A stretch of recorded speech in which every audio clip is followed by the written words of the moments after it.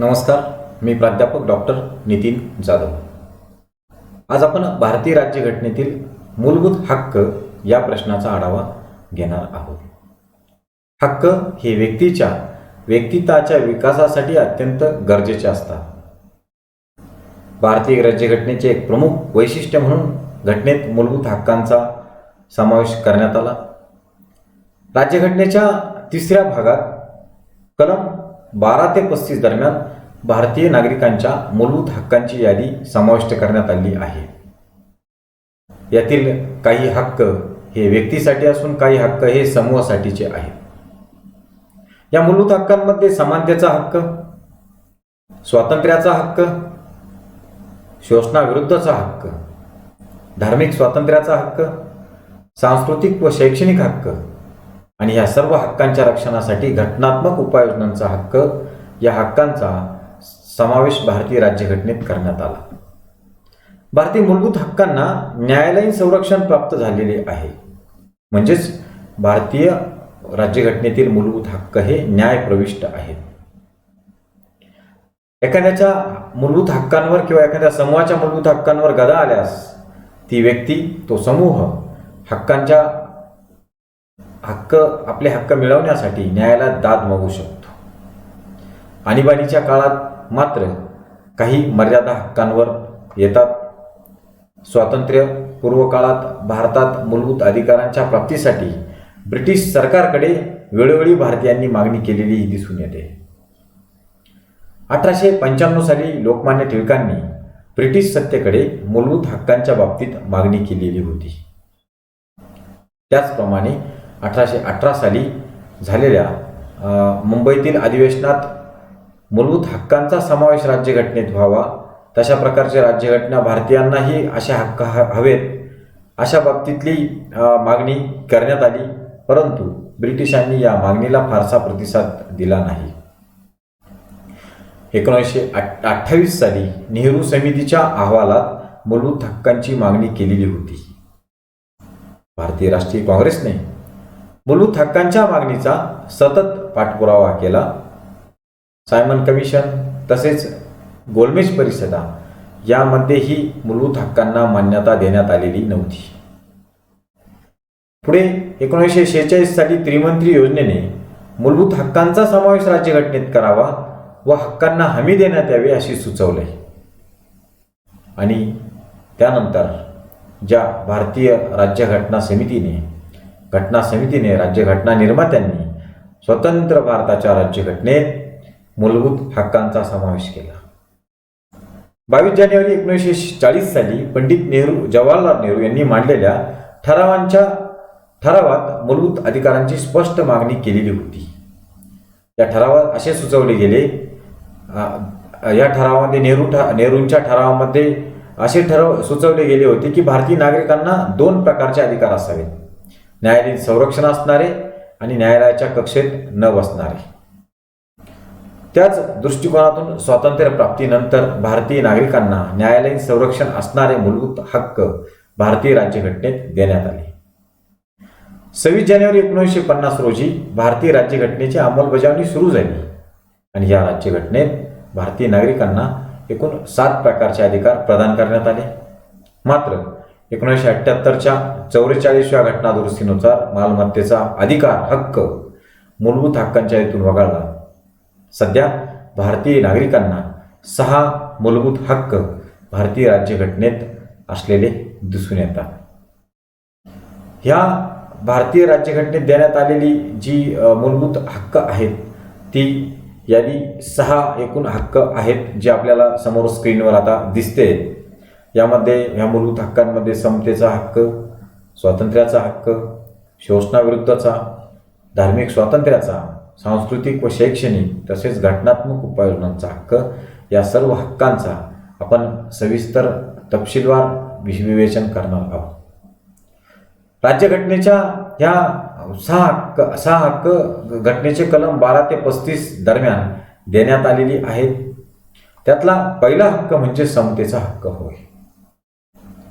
भारतात स्वातंत्र्यपूर्व कालखंडात ब्रिटिश काळ असो की अगदी प्राचीन कालखंडापासून भारतीय समाज व्यवस्था ही विषमतेच्या चौकटीवर, चातुर्वर्ण व्यवस्थेवर आधारलेली होती.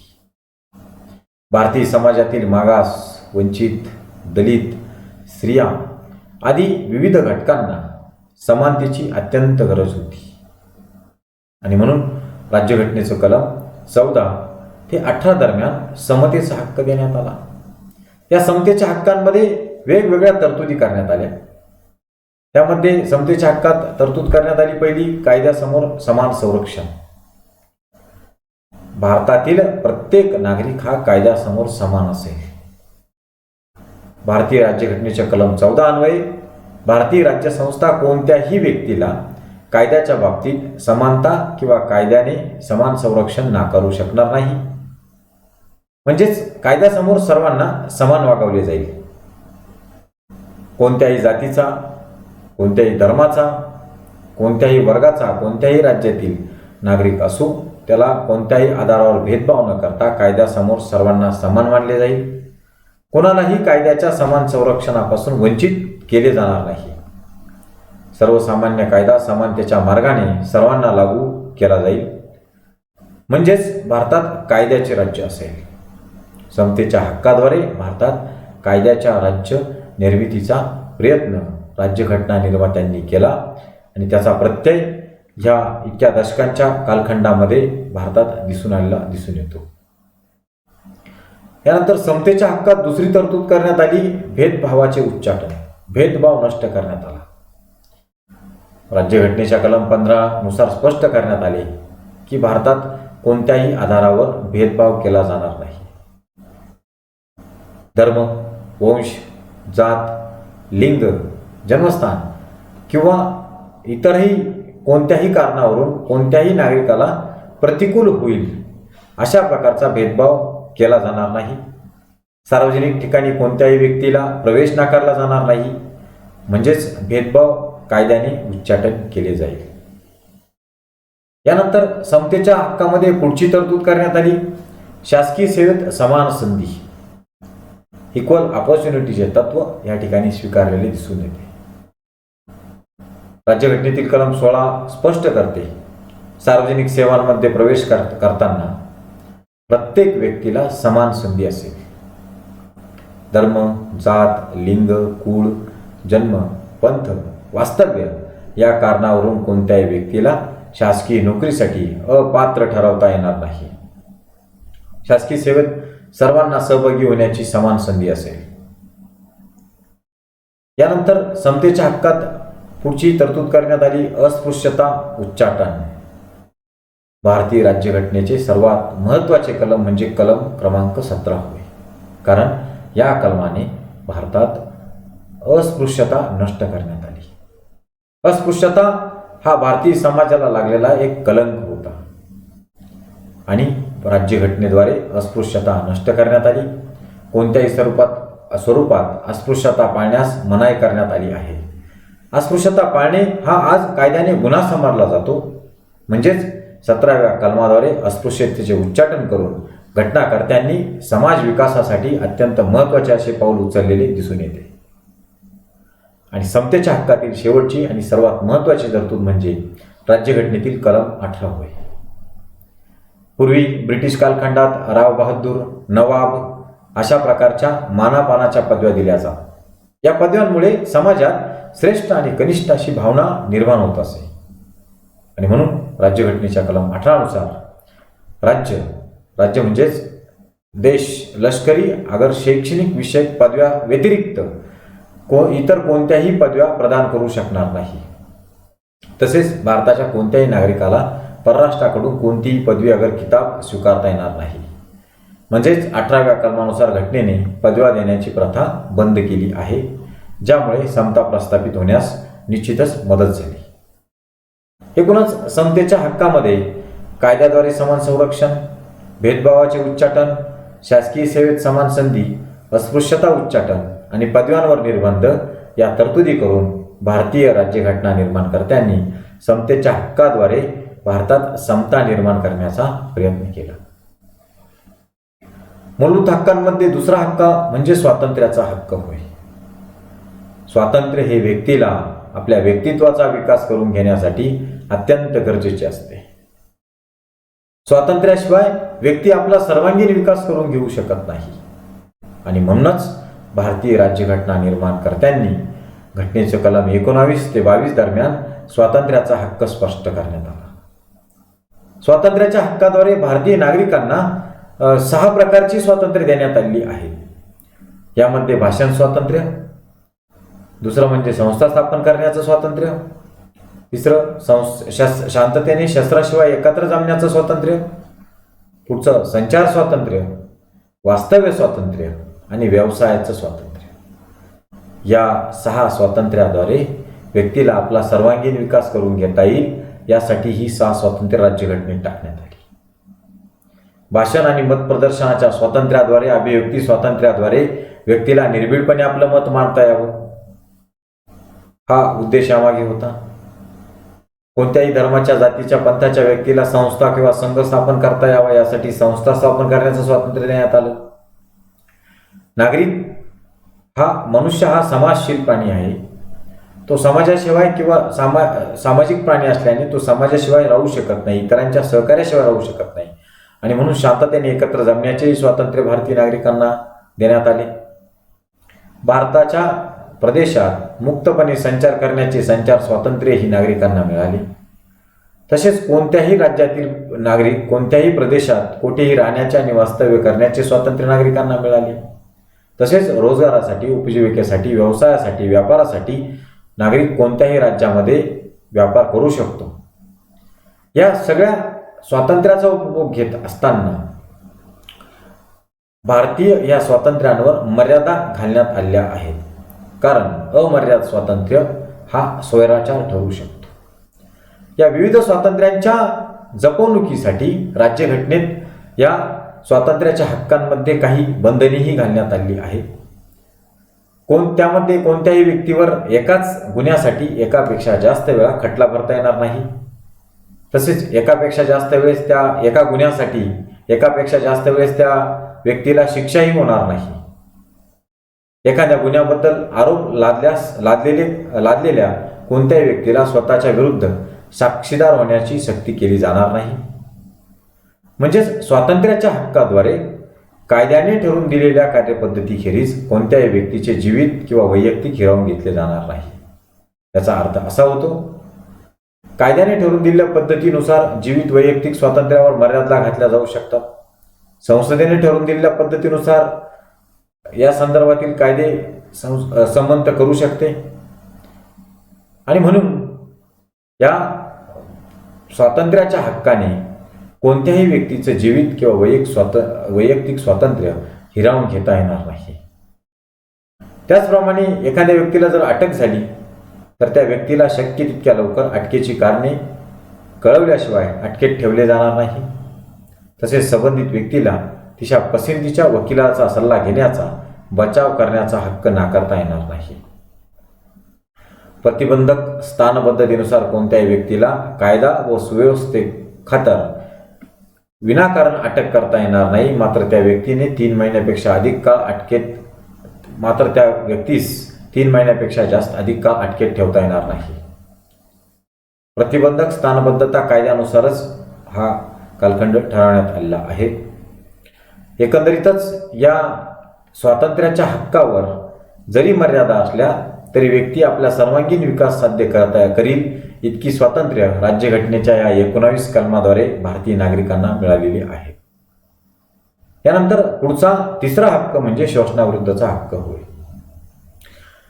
भारतात प्राचीन काळापासून आजपर्यंत खऱ्या अर्थानं शोषणाला बळी पडलेले 2 घटक म्हणजे बालक आणि स्त्रिया होय. यांच्या सक्षमीकरणाशिवाय समतेची प्रस्थापना होऊ शकणार नाही आणि म्हणून राज्यघटनेचे कलम 23 व 24 मध्ये शोषणाविरुद्धचा हक्क स्पष्ट करण्यात आला. या शोषणाविरुद्धच्या हक्कामध्ये तरतूद करण्यात आली की माणसाची विक्री आणि वेठबिगारी यांना मनाई करण्यात आली. पूर्वीच्या कालखंडात माणसाची विक्री, वेठबिगारी ही रूढ होती. मात्र स्वातंत्र्य झाल्यानंतर या वेठबिगारी आणि विक्री यांना मनाई करण्यात आली. या मनाई योजनेचा भंग करणे हा कायद्याप्रमाणे शिक्षा ठरू लागला. अर्थातच सार्वजनिक कार्याकरता सक्तीची नोकरी लागता येईल, मात्र त्याबाबत राज्य कोणत्याही आधारावर कसल्याही प्रकारचा भेदभाव करणार नाही. तसेच शोषणाविरुद्धच्या हक्कात दुसरी तरतूद करण्यात आली ती म्हणजे 14 वर्षाखालील कोणत्याही मुलाला कोणत्याही कारखान्यात किंवा खाणीत काम करण्यास ठेवले जाणार नाही. बालकांच्या शोषणाच्या विरोधात ही तरतूद करण्यात आली. तसेच अन्य धोक्याच्या ठिकाणी म्हणजेच खाणी, कारखाना तसेच अन्य धोक्याच्या ठिकाणी त्यांच्याकडून काम करून घेतले जाणार नाही. या कलमास अनुसरून 1952 मध्ये एक कायदा केला. त्यानुसार 12 वर्षाखालील मुलांना काम करून घेण्यास बंदी घालण्यात आली. भारतीय राज्यघटनेतील या तरतुदीनुसार भारतात कल्याणकारी राज्याच्या निर्मितीस तसेच सामाजिक विकासास पोषक वातावरण निर्माण करून समाजातील वंचित घटकांना, मागास घटकांना शोषणाच्या विरोधात न्याय मिळवून देण्यासाठी प्रयत्न करण्यात आला.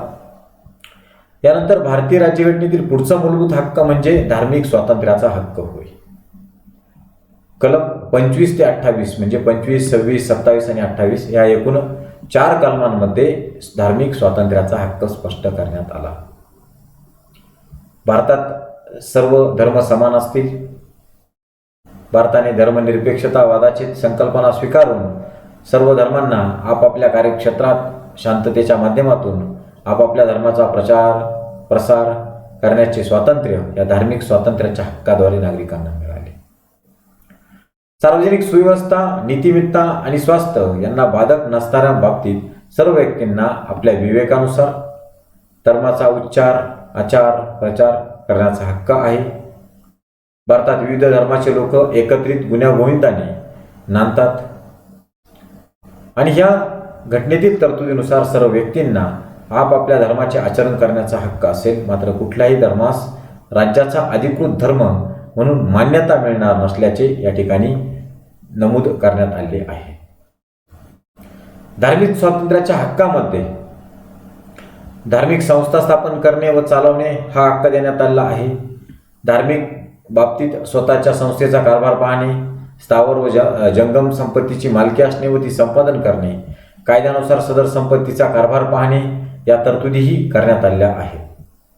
थोडक्यात धार्मिक संस्था स्थापन करण्याचा, त्या कारभार पाहण्याचा, खर्चासाठी संपत्ती बाळगण्याचा आणि संपादन करण्याचा अधिकार कोणत्याही धार्मिक पंथाला आहे. धार्मिक स्वातंत्र्यामध्ये करांच्या बाबतीत असे स्पष्ट करण्यात आले, ज्या करांचे उत्पन्न एखाद्या विशिष्ट धर्माच्या पंथांच्या संवर्धनासाठी, प्रचारासाठी खर्चिले जाण्याची शक्यता आहे, असे कर देण्याची कोणावरही सक्ती करता येणार नाही. म्हणजेच धर्माच्या आधारावर कोणत्याही व्यक्तीकडून सक्तीने कर वसूलता येणार नाही. या तरतुदीमुळे निश्चितच धर्माच्या आधारावर सक्तीने पैसा गोळा करण्यावर बंधन आली. त्याचप्रमाणे धार्मिक स्वातंत्र्याच्या हक्कात पूर्णपणे सरकारी खर्चावर चालणाऱ्या शिक्षण संस्थेत कोणत्याही शिक्षण संस्थेत धार्मिक शिक्षण दिले जाणार नाही. बिनसरकारी शिक्षण संस्थेतून असे शिक्षण देण्यास कोणतीही हरकत नाही. मात्र ते शिक्षण घेतलेच पाहिजे अशी सक्ती कोणालाही कोणत्याही व्यक्तीवर केली जाणार नाही. म्हणजेच राज्याद्वारे चालवल्या जाणाऱ्या शाळात धर्माच्या शिक्षणाची सक्ती असणार नाही. या धार्मिक स्वातंत्र्याच्या हक्कातून सर्व धर्म समभाव जपून प्रत्येक धर्मियांना आपल्या अधिकार क्षेत्रात प्रचार, पालन आणि प्रसार करण्याचा हक्क देण्यात आला. यानंतर पुढचा हक्क म्हणजे सांस्कृतिक व शैक्षणिक हक्क होय. राज्यघटनेच्या कलम 29 आणि 30 मध्ये सांस्कृतिक व शैक्षणिक हक्क स्पष्ट करण्यात आलेला आहे. कलम 29 मध्ये असे स्पष्ट करण्यात आले की भारताच्या प्रदेशात किंवा त्यांच्या कोणत्याही विभागात राहणाऱ्या कोणत्याही समूहाला स्वतःची भाषा, लिपी, संस्कृती असेल तिचे जतन करण्याचा अधिकार राहील. एकूणच या हक्काद्वारे प्रत्येक व्यक्तीला आपली स्वतःची संस्कृती जतन करण्याचा अधिकार मिळाला. राज्याद्वारे चालवल्या जाणाऱ्या शिक्षण संस्थांमध्ये प्रवेश देताना भेदभाव करता येणार नाही असेही या सांस्कृतिक व शैक्षणिक हक्कात स्पष्ट करण्यात आले. तसेच धर्म किंवा भाषेवर आधारित सर्व अल्पसंख्याक वर्गांना स्वतःच्या पसंतीप्रमाणे शिक्षण संस्था स्थापन करण्याचा, चालवण्याचा अधिकार मिळाला. धर्म किंवा भाषेवर आधारित एखाद्या अल्पसंख्याक वर्गाच्या व्यवस्थेखाली असणारी एखादी शिक्षण संस्था आहे म्हणून तिला मदत करताना भेदभाव केला जाणार नाही. संस्था, शैक्षणिक संस्था अल्पसंख्याकांची असो की बहुसंख्याकांची असो, या सर्व शैक्षणिक संस्थांना सारख्याच प्रकारची मदत राज्यसंस्थेकडून केली जाईल. अशा प्रकारचा हा शैक्षणिक आणि सांस्कृतिक हक्क राज्यघटनेत टाकण्यात आला. आतापर्यंत आपण जी हक्क, मूलभूत हक्क पाहिले, म्हणजे समतेचा हक्क, स्वातंत्र्याचा हक्क, शोषणाविरुद्धचा हक्क, धार्मिक स्वातंत्र्याचा हक्क, सांस्कृतिक शैक्षणिक हक्क, या विविध हक्कांच्या रक्षणासाठी घटनेत 6वा मूलभूत हक्क टाकण्यात आला, तो म्हणजे घटनात्मक उपाययोजनांचा हक्क. या घटनात्मक उपाययोजनांच्या हक्काद्वारे राज्यघटनेत 5 प्रकारचे अध्यादेश, रिट्स, ज्याला इंग्लिशमध्ये आपण रिट्स म्हणतो, ते टाकण्यात आले. राज्यघटनेत जे मूलभूत हक्क देण्यात आले त्यांच्या संरक्षणाची तरतूद कलम 32 द्वारे या घटनात्मक उपाययोजनांच्या हक्काद्वारे करण्यात आली. नागरिक आपल्या हक्कांवर गदा आल्यास या 5 अध्यादेशांद्वारे घटनात्मक उपाययोजनांच्या अर्जाद्वारे न्यायालयाकडे अर्ज करून दाद मागू शकतात. डॉक्टर बाबासाहेब आंबेडकर या 32व्या कलमाला म्हणजेच घटनात्मक उपाययोजनांच्या हक्काला राज्यघटनेतील सर्वात महत्त्वाचे कलम मानतात. मूलभूत हक्कांच्या संरक्षणासाठी जेव्हा न्यायालयाकडे अर्ज व्यक्ती करते तेव्हा न्यायालयास पुढील 5 अध्यादेश काढून व्यक्तींना न्याय मिळवून द्यावा लागतो, हक्कांची जपवणूक करावी लागते. हे 5 अध्यादेश कोणकोणते आहेत तर बंदी प्रत्यक्षीकरण, अधिकारपृच्छा, परमादेश, प्रतिषेध आणि उत्प्रेक्षण, या 5 रिट्सद्वारे, अध्यादेशांद्वारे भारतीय राज्यघटनेमध्ये घटनात्मक उपाययोजनांचा हक्क समाविष्ट करण्यात आला. सुरुवातीला बंदी प्रत्यक्षीकरणाचा अर्ज किंवा अध्यादेश आपण पाहूया. कोणत्याही व्यक्तीला अवैधपणे अटक केल्यास, स्थानबद्ध केल्यास त्या व्यक्तीला तिच्या नातलगाला कोर्टाकडे अर्ज करता येतो. यालाच बंदी प्रत्यक्षीकरण असे म्हणतात. घटनेच्या ह्या घटनात्मक उपाययोजनांच्या ह्या अधिकारामध्ये बंदी प्रत्यक्षीकरण अर्जाची न्यायालय छाननी करते व वस्तुस्थिती खरी आढळल्यास स्थानबद्धतेतून किंवा अटकेतून मुक्त करण्याचे आदेश न्यायालय देऊ शकते. सर्व शासनावर न्यायालयाचे अधिकार बंधनकारक असतो. आणीबाणीच्या काळात या अधिकारावर मात्र बंधने येतात.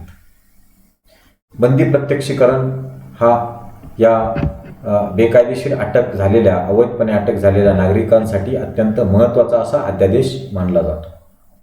यानंतर घटनात्मक उपाययोजनांच्या हक्कामध्ये दुसरा अध्यादेश म्हणजे अधिकार पृच्छा होय.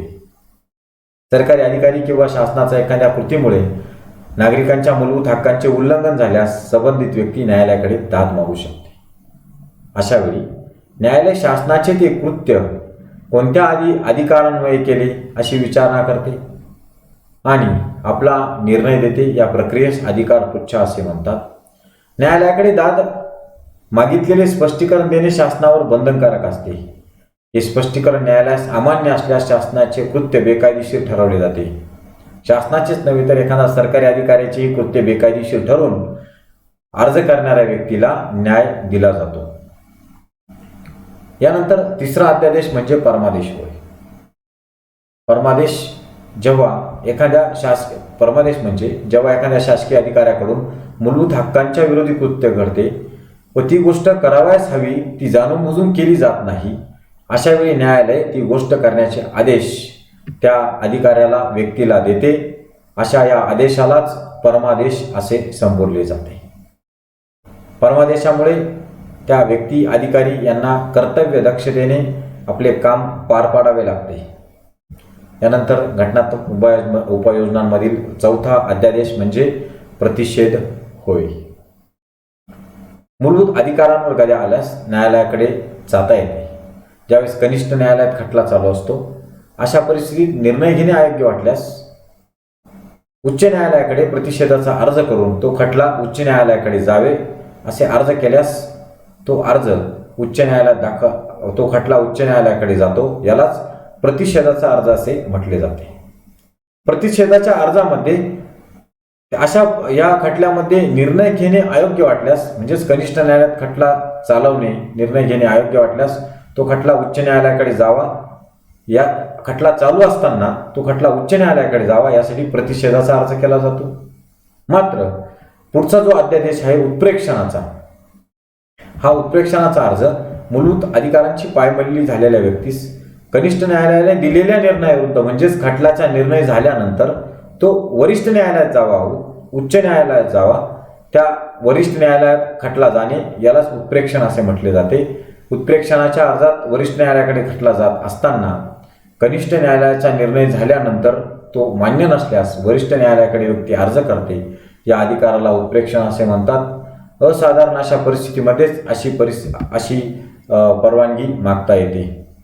अशा ह्या 5 वेगवेगळ्या अध्यादेशांद्वारे, हे 5 अध्यादेश म्हणजे बंदी, प्रत्यक्षीकरण, अधिकार पुच्छा, परमादेश, प्रतिषेध, उत्प्रेक्षण, या 5 वेगवेगळ्या अध्यादेशांद्वारे भारतीय राज्यघटनेतील मूलभूत हक्कांच्या संरक्षणासाठी घटना निर्माणकर्त्यांनी तरतुदी केल्या. एकूणच भारतीय राज्यघटनेत जी मूलभूत हक्क समाविष्ट करण्यात आली, या विविध मूलभूत हक्कांनी निश्चितच कल्याणकारी लोकशाहीच्या प्रस्थापनेसाठी मदत झालेली दिसून येते. व्यक्तीचा सर्वांगीण विकासासाठीही मदत झालेली दिसून येते. धन्यवाद.